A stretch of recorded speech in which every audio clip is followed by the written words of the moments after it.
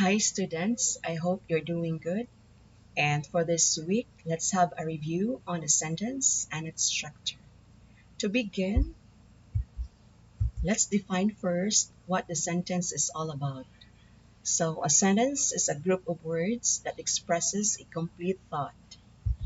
And a sentence begins with a capital letter. A sentence consists of a subject and a predicate. So what is the subject all about? Subject is part of a sentence that tells whom or what the sentence is all about. Okay? And then a predicate is part of a sentence that tells what the subject does or that it exists or what it has. It can be a group of words or one word. For example, in the sentence, music makes my life worth living. So music here is our subject, and the italicized phrase or a clause, which is makes my life worth living, is our predicate. Another example, so here, the cat is sleeping in the sun, right? So the cat is our subject, and sleeping in the sun is our predicate. Why? Because it dictates what the cat is doing. All right, so I hope you're able to differentiate what subject and the predicate is all about. Now let's go now to the type of sentences. First is the type of sentences according to purpose. So there are four. We have declarative sentence, interrogative, exclamatory, and imperative sentence. So the declarative sentence is a sentence that states a statement. A statement ends with a period. For example, he is expert in swimming. And then another one, God is our guidance. She is a student. Okay, so that is an examples of declarative sentences. Then let's go to interrogative, a sentence that asks a question. It ends with a question mark. For example, did you review your lesson?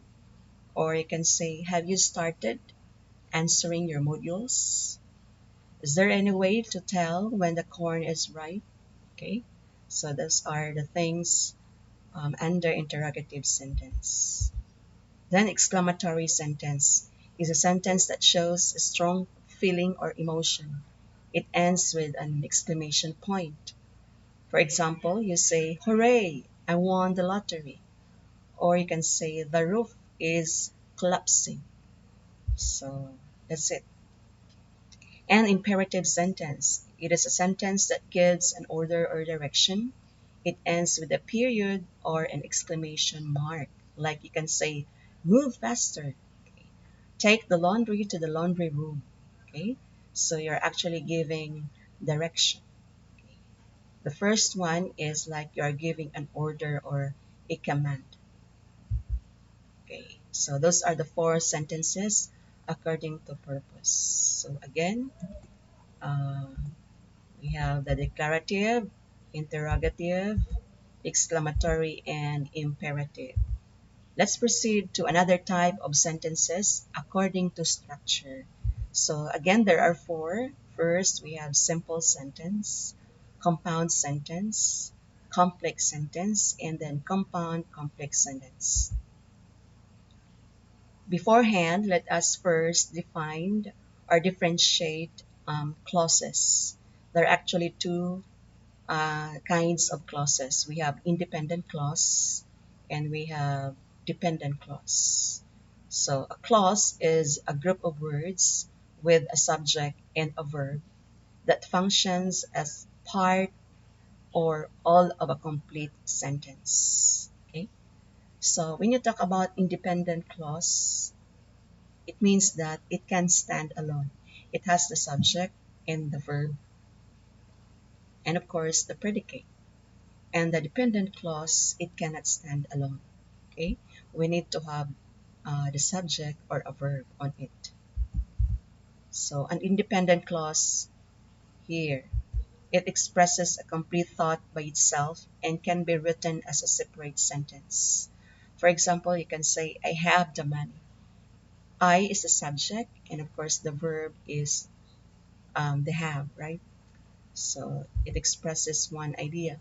While the dependent clause, a group of words with a subject and a verb that depends on the main clause, all right? So it cannot stand alone. We need the subject and a verb on it. Okay, so for example, when you are ready, right?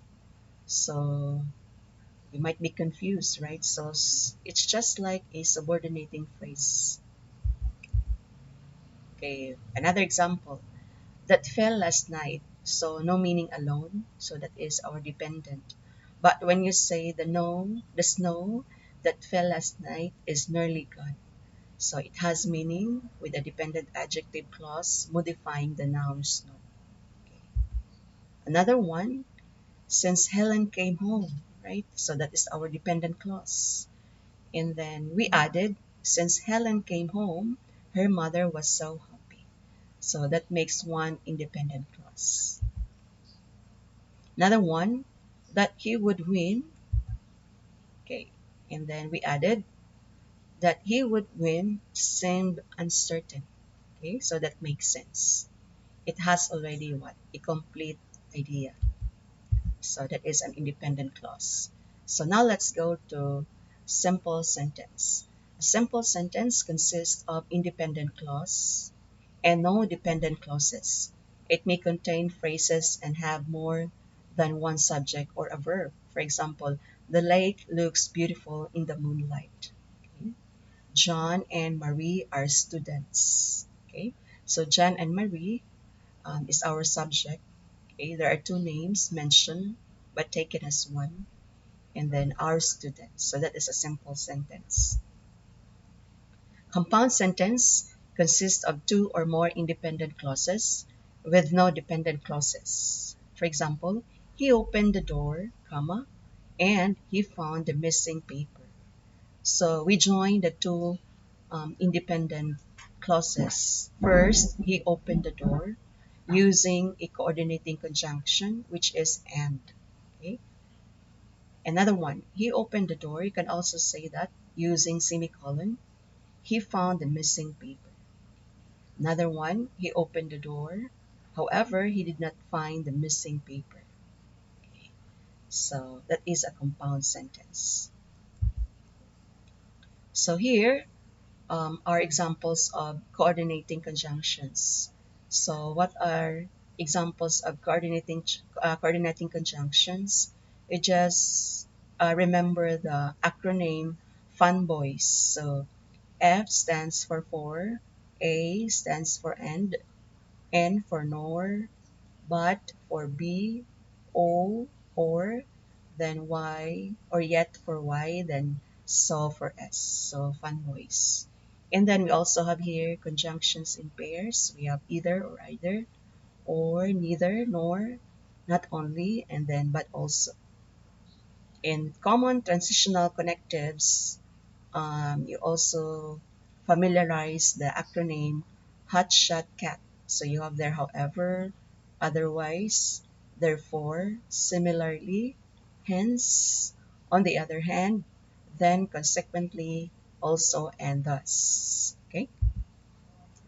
So take note that independent clauses in a compound sentence are usually connected by either a coordinating conjunction or semicolon.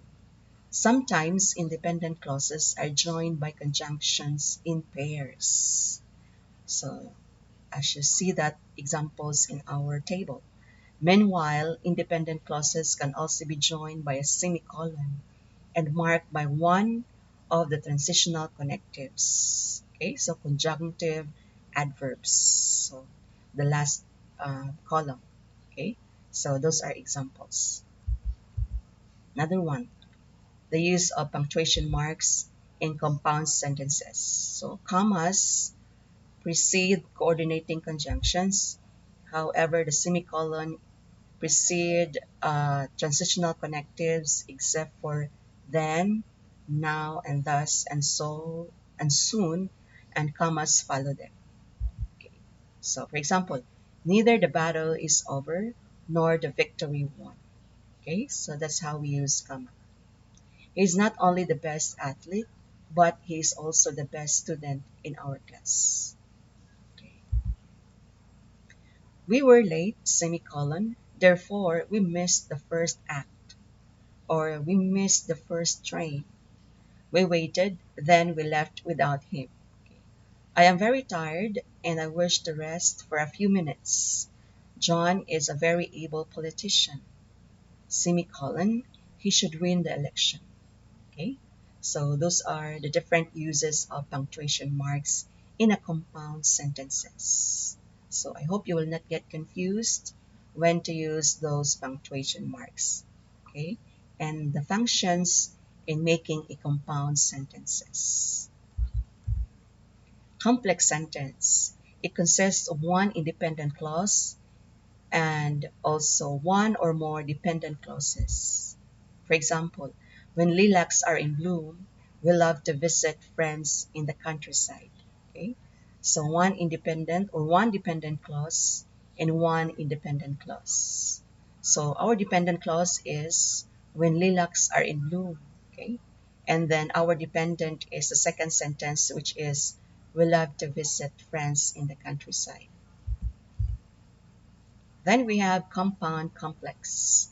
It consists of two or more independent clauses and one or more dependent clauses. So we are actually trying to stretch our sentences from simple sentence, compound sentence, complex sentence, and now compound complex sentences. So I hope you're still following, and then go over with your essays and writing outputs that you have submitted to me. Okay, so you can actually review on uh, some maybe sentences that you had that we need to improve. Okay. So here, Albert enlisted in the army, comma, and Robert, who was his older brother, joined him a day later. So independent clauses, Albert enlisted in the army. Robert joined him a day later. Then the dependent clause, who was his older brother, right? So that's it. It makes a compound and complex sentence. So you notice there are two independent clauses and one dependent clause. Okay. Another one. Because Mr. Roberts was talented teacher, he was voted teacher of the year and his students prospered. Independent clauses. He was voted teacher of the year. Another one, his students prospered. Okay. Then the dependent clause is because Mr. Roberts was a talented teacher. So you are there because, okay? Subordinating conjunction. So that is actually our clue, okay? So that is one. We have here some punctuation tips. So we use comma before a coordinating conjunction. For example, the movie was good, comma, but the tickets were expensive. Okay. Use a comma after the dependent clause. So usually beginning with a subordinating word from bath, wash, tub. So you have there. That occurs before the main clause. So when the bus arrived, we quickly boarded. Okay, so with that, we use comma on it. Okay, so take note class the use of comma or when to use. We also use semicolon between two independent clauses in one sentence if there is no coordinating conjunction. So you can say the bus arrived, semicolon, we quickly boarded. Okay, so you notice in that particular sentence, we don't have coordinating conjunction. Then semicolon before the usually a comma after a transitional connective. Okay, like the however, otherwise, therefore, similarly, hence, on the other hand, then, consequently, also, thus, between two independent clauses. So no comma after then, now, thus, and soon. Okay, so the bus arrived, semicolon. However, so that's the time that we use comma. It was full of passengers. So that's how we use semicolon. So next, let's differentiate comma splices and run-on sentences, in which we commonly commit this kind of, some would say, errors in grammar, so in writing sentences. So a comma splice occurs when two independent clauses are joined by a comma. A run-on sentence occurs when two independent clauses are written as one sentence with no punctuation marks at all. Okay? So for example, the local tire plant shut down for the holiday, comma. As a result, everyone had 2 weeks off. So that is an example of a comma splice. Okay? So later on, we'll get to know why that particular sentence is a comma splice. Second one, we walked over to the waterfall slowly, then we sat down to admire the beauty of the waterfalls. So that is an example of run-on sentences. So imagine if you are writing this one. So in your writing, the reader would find it confusing, okay? When to pause or what, because it has no punctuation marks at all. Only the period at the end. Okay, so we don't know when to pause. So that is a run-on sentence. Okay, comma splices and run-on sentences can be corrected in four ways. Use a period to make two complete sentences. Okay, use a semicolon between the two clauses. Use a comma and a coordinating conjunction. Use a subordinator to make a dependent clause. Attach it to the independent clause. Example, going back to the sentence, the local tire plant shut down for the holiday, period. As a result, everyone had 2 weeks off, right? So it makes sense. Another one, the local tire plant shut down for the holiday, colon. As a result, everyone had 2 weeks off. Okay. The second example for run-on sentence, we walked over to the waterfall slowly, and then we sat down to admire the beauty of the falls. Or you can say, after we walked over to the waterfall slowly, we sat down to admire the beauty of the falls. Take note, run-on sentence is made up of two or more independent clauses that are joined, not joined correctly, or which should be made into separate sentences. So take note, a run-on sentence is defined by its grammatical structure, not according to its length. Another example, so you have there incorrect. My favorite band is in town. They are performing now. Okay. The correct one, number one, we have my favorite band is in town, period, because that is one independent clause. Second one, they are performing now. Okay. So you see the difference. Another one, my favorite band is in town, comma, and they are performing now. Okay. So that is how we are corrected with our sentences. The way we write, we don't even notice that it is already a run-on sentence. So again, go over with your essays. Then a comma splice is the incorrect use of comma, incorrect, to join two independent clauses. So for example, I love music, I love classical music, comma, it makes me feel joyful. So incorrect. So how will you correct it?